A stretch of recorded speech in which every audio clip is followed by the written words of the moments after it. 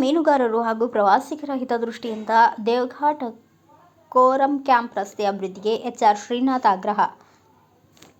ಗಂಗಾವತಿಯ ಐತಿಹಾಸಿಕ ಪ್ರವಾಸಿ ತಾಣವಾದ ಆನೆಗುಂದಿ ಭಾಗಕ್ಕೆ ಸಂಪರ್ಕ ಕಲ್ಪಿಸುವ ದೇವಘಾಟ್ ಮುಖಾಂತರದ ಕೋರಂ ಕ್ಯಾಂಪ್ ರಸ್ತೆಯು ಅತ್ಯಂತ ಶೋಚನೀಯ ಸ್ಥಿತಿಯಲ್ಲಿದ್ದು, ಪ್ರವಾಸಿಗರ ಮತ್ತು ಸ್ಥಳೀಯರ ಸಂಚಾರಕ್ಕೆ ಈ ರಸ್ತೆಯು ಶಾಸಕರ ಅನುದಾನದ ಅಡಿ ಕೂಡಲೇ ಡಾಂಬರೀಕರಣಗೊಳಿಸಬೇಕು ಎಂದು ಮಾಜಿ ವಿಧಾನ ಪರಿಷತ್ ಸದಸ್ಯರಾದ ಎಚ್.ಆರ್. ಶ್ರೀನಾಥ್ ಅವರು ಒತ್ತಾಯಿಸಿದ್ದಾರೆ. ಈ ಕುರಿತು ಪತ್ರಿಕಾ ಹೇಳಿಕೆ ನೀಡಿರುವ ಅವರು, ಈ ಮಾರ್ಗದ ಪ್ರಮುಖ ಅಗತ್ಯತೆಗಳನ್ನು ಈ ಕೆಳಗಿನಂತೆ ವಿವರಿಸಿದ್ದಾರೆ. ಜಾಗತಿಕ ಪ್ರವಾಸೋದ್ಯಮದ ಮೇಲೆ ಪರಿಣಾಮ.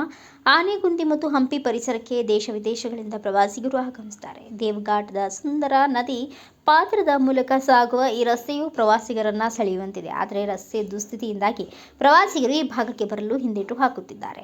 ರೈತರು ಮತ್ತು ಮೀನುಗಾರರ ಜೀವನೋಪಾಯ. ಈ ಭಾಗದ ಕೃಷಿ ಕಾರ್ಮಿಕರು ಹಾಗೂ ನದಿ ಪಾತ್ರದ ಮೀನುಗಾರರಿಗೆ ಇದು ಏಕೈಕ ಸಂಪರ್ಕ ರಸ್ತೆಯಾಗಿದೆ. ಹದಗೆಟ್ಟ ರಸ್ತೆಯಿಂದಾಗಿ ಬೆಳೆದ ಬೆಳೆ ಮತ್ತು ಹಿಡಿದ ಮೀನನ್ನ ಮಾರುಕಟ್ಟೆಗೆ ಸಾಗಿಸಲು ದುಪ್ಪಟ್ಟು ವೆಚ್ಚವಾಗುತ್ತಿದೆ. ರೈತರ ಆರ್ಥಿಕ ಸ್ಥಿತಿ ಹದಗೆಡಲು ರಸ್ತೆಗಳು ಅವ್ಯವಸ್ಥೆ ಕಾರಣವಾಗಿದೆ. ಅಪಘಾತಗಳ ಭಯ. ರಸ್ತೆ ಉದ್ದಕ್ಕೂ ಬಿದ್ದಿರುವ ಗುಂಡಿಗಳಿಂದಾಗಿ ಬೈಕ್ ಸವಾರರು ಮತ್ತು ಪ್ರವಾಸಿಗರ ವಾಹನಗಳು ನಿರಂತರವಾಗಿ ಅಪಘಾತಕ್ಕೀಡಾಗುತ್ತಿವೆ. ಪ್ರವಾಸೋದ್ಯಮಕ್ಕೆ ಪೂರಕವಾದ ಮೂಲಭೂತ ಸೌಕರ್ಯ ಒದಗಿಸುವುದು ಸರ್ಕಾರದ ಕರ್ತವ್ಯ.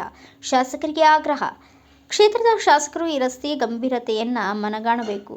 ತಮ್ಮ ಶಾಸಕರ ಪ್ರದೇಶಾಭಿವೃದ್ಧಿ ನಿಧಿಯಿಂದ ವಿಶೇಷ ಅನುದಾನವನ್ನು ಮೀಸಲಿಟ್ಟು ಈ ಮಾರ್ಗವನ್ನು ಮಾದರಿ ಡಾಂಬರ್ ರಸ್ತೆಯನ್ನಾಗಿ ಪರಿವರ್ತಿಸಬೇಕು. ಆ ಮೂಲಕ ರೈತರು, ಮೀನುಗಾರರು ಮತ್ತು ಪ್ರವಾಸಿಗರಿಗೆ ಅನುಕೂಲ ಮಾಡಿಕೊಡಬೇಕು ಎಂದು ಎಚ್.ಆರ್. ಶ್ರೀನಾಥ್ ಅವರು ಪ್ರಕಟಣೆಯಲ್ಲಿ ಮನವಿ ಮಾಡಿದ್ದಾರೆ.